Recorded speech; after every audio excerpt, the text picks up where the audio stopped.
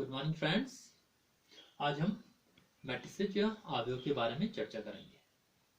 Matrices या अवयव एक ऐसी टेबल होती है जो कि आंकड़ों या फलनों से बनी होती है। जैसे एक एग्जाम्पल लेके हम इसको शुरू करते हैं कि माना दो विद्यार्थी हैं और उनके नाम है दीक्षा और आदित्य।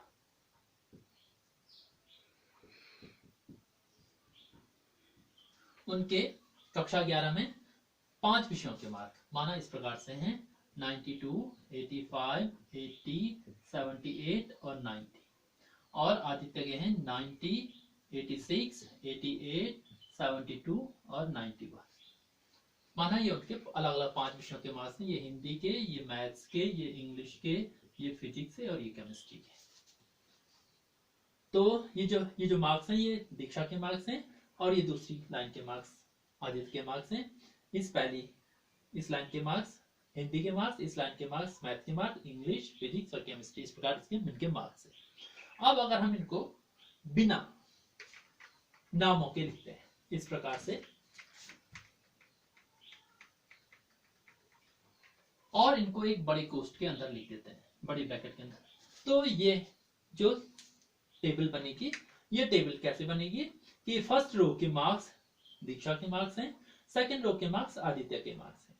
ऐसे इसके मार्क्स ये हिंदी के मार्क हो गए, ये मैथ के मार्क हो गए, इंग्लिश के, ये फिजिक्स के, ये केमिस्ट्री के। तो ये जो स्ट्रक्चर कहलाता है, ये स्ट्रक्चर रेक्टेंगुलर एरे या आयताकार सारणी कहलाता है और इसको हम नाम देते हैं अवयव या मैट्रिक्स का। तो मैट्रिक्स एक ऐसी विधि है जिसमें आंकड़ों को एक आयताकार सारणी में लिखा जाता है। आंकड़ों या फलनों को एक आयताकार सारणी में लिखने की विधि या व्यवस्था को अवयव कहते हैं। अवयव में जो ये आंकड़े या जो अवयव हैं, ये इस अवयव के अवयव कहलाते हैं। जैसे ये अलग अलग प्राप्तांक हैं, मार्क्स हैं, ये इस अवयव के अवयव होंगे। जो अवयव इस क्षैतिज रेखा में होते हैं वो इसकी पंक्ति कहलाते हैं और जो ऊर्ध्वाधर रेखा में होते हैं वो इसके स्तंभ या कॉलम कहलाते हैं।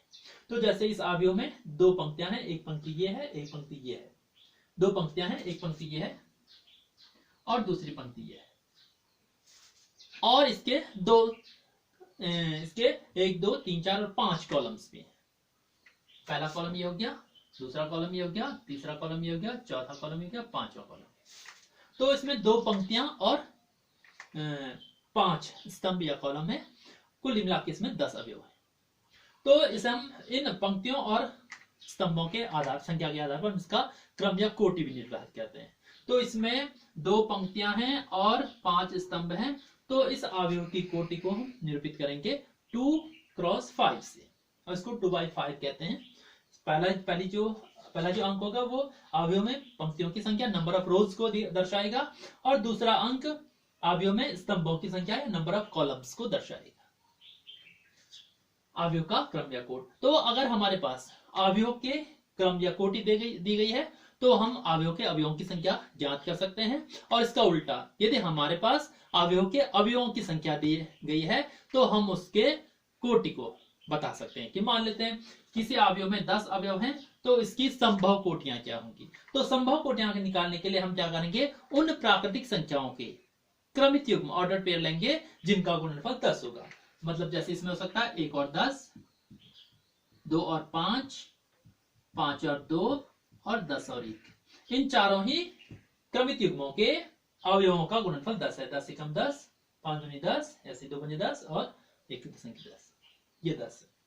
तो इस प्रकार इसके संभावित जो क्रम होंगे ये 5 हो जाएंगे। 1/10, 2/5, 5/2 और 10/1। इनको ऐसे लिखेंगे 1 क्रॉस 10, 2 क्रॉस 5, 5 क्रॉस 2 और 10 क्रॉस 1। इस प्रकार से इनको लिखेंगे अवयव के क्रम या कोटि। किसी भी अवयव को हम सामान्यतः अंग्रेजी की कैपिटल लेटर्स A, ऐसे B, C, X, Y, Z इनसे निरूपित करते हैं। और इनको पूर्णतः निरूपित करने के लिए हम क्या करते हैं, इसके एक जनरल एलिमेंट को लेते हैं।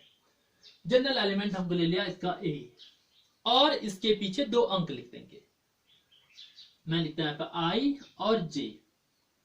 ये I इसके IV पंक्ति को, नंबर ऑफ रो को दर्शाएगा, और ये J इसके नंबर ऑफ कॉलम्स को दर्शाएगा।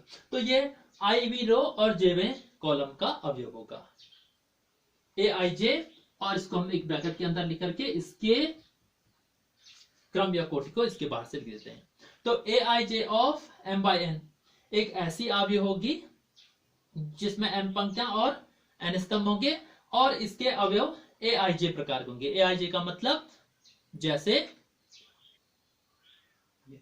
ये A11, A12, A13 up to सोन A1J, A1N, A21, A22, A23 up to सोन A2J, A2N, ऐसे ही AM1, AM2, AM3, AMJ up to सोन AM प्रकार का ये एक मैट्रिक्स बनेगी।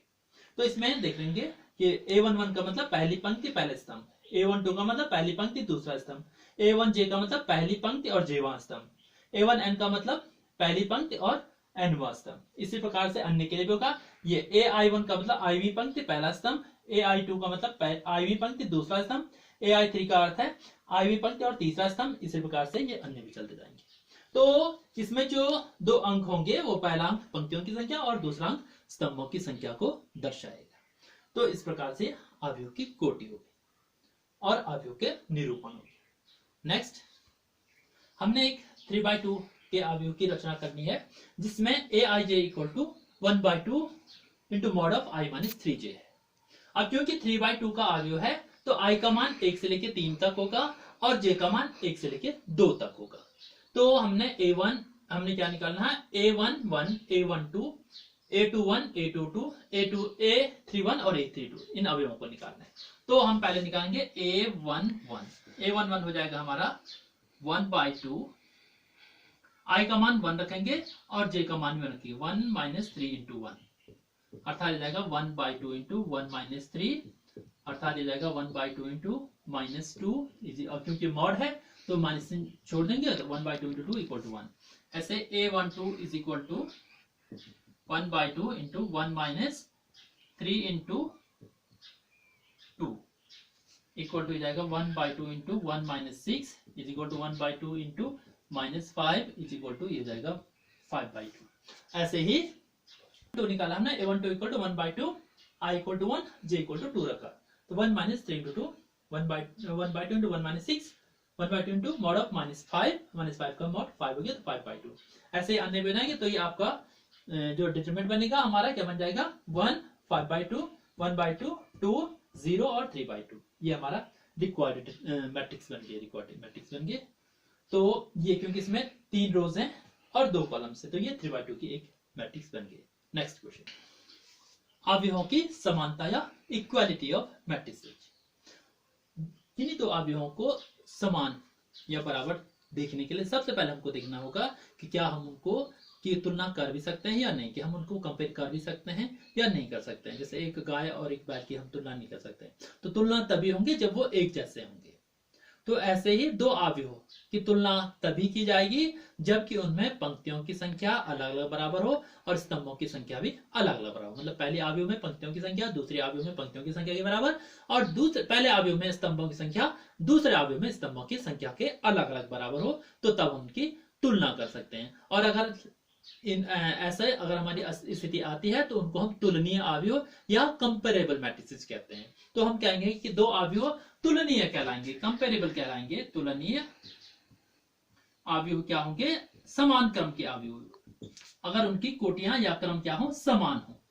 समान क्रम के अवयव क्या होंगे, तुलनीय अवयव कहलाएंगे। कि अगर दोनों में पंक्तियों और स्तंभों की संख्या अलग अलग बराबर हो तो दोनों ही क्या होंगे, तुलनीय होंगे। मतलब 2/3 की पहली है तो दूसरी भी 2/3 की होनी चाहिए। पहले अगर 1/10 की है तो दूसरी भी 1/10 की होनी चाहिए, इस प्रकार से। और समान कब होंगे, कि अगर उनकी पंक्तियां स्तंभ अलग अलग बराबर हैं तब तुलनीय होंगे, और उनके संगत अवयव भी समान है तब भी वो क्या जाएंगे, तभी वो समान होंगे। तो जैसे इस प्रकार लिखते हैं 2, 0, 4, -1 एक अवयव है, और दूसरा है 2 × 1, 3 - 3, 6 - 2 और 1 × -1। ये दो अवयव क्या है, समान अवयव होंगे, क्योंकि दो पंक्तियां दो स्तंभ इसमें भी है, दो पंक्तियां दो स्तंभ इसमें भी है, दो पंक्तियां दो स्तंभ इसमें भी। इसका पहला अवयव है 2, इसका पहला अवयव भी 2 है, 2 × 1 2। इसका पहली पंक्ति दूसरे स्तंभ का अवयव है 0, ये 3 - 3 ये भी 0। ये 4, ये 6 माइनस 2 इक्वल टू 4, और ये माइनस ये 1 इंटू माइनस 1 इक्वल टू, तो ये क्या होंगे, तुलनीय अवयव होंगे कि दो अवयव समान होंगे कब, यदि उनके क्रम समान हो और उनके संगत अवयव भी समान हो, तो वे समान अवयव कहलाएंगे। तो इस पे हमारे छोटे छोटे क्वेश्चन आएंगे, अलग अलग वेरिएबल दे रखे होंगे और हमने उन वेरिएबल्स के मान निकालेंगे। जैसे जैसे हमारे क्वेश्चन है x + 3 z + 4 2y - 7 -6 a - 1 0 b - 3 -21 0, ये 0 6 3y - 2 -6 -3 2c + 2 2b + 4 -21 0, ये दोनों मैट्रिसेस इक्वल दे रखी है। देख रहे हैं हम कि 3x3 की मैट्रिक्स ये भी है, 3x3 की मैट्रिक्स ये भी है। अब ये इक्वल दे रखी है, तो इसका मतलब इनके करस्पॉन्डिंग एलिमेंट्स भी इक्वल हो जाएंगे। ये वाला जो एलिमेंट होगा x + 3, ये इस 0 के बराबर होगा, ये z + 4 इस x के बराबर होगा, 2y - 7 3y + 2 के बराबर होगा, ये दोनों बराबर हैं ही। a - 1 -3 के बराबर होगा, 0 2c + 2 के बराबर होगा, b - 3 2b + 4 के बराबर होगा, -21 -21 ये बराबर हैं और 0 0 बराबर है। तो इनकी सहायता से हम इनके मान निकालेंगे। पहले हमने x + 3 = 0, x = -3, z + 4 = 6, z = 6 - 4 2, 2y - 7 = 3y - 2, इसको सॉल्व करा हमने तो y = -5 आ गया, a - 1 = 6, a = -6 + 1 -5, b - 3 = 2b + 4, इसको सॉल्व करा हमने b = -7 आ गया, और 2c + 2 = 0, 2c = -2 या c = -1 आ गया। तो इस प्रकार से हम एक नंबर का इसमें क्वेश्चन बनेगा।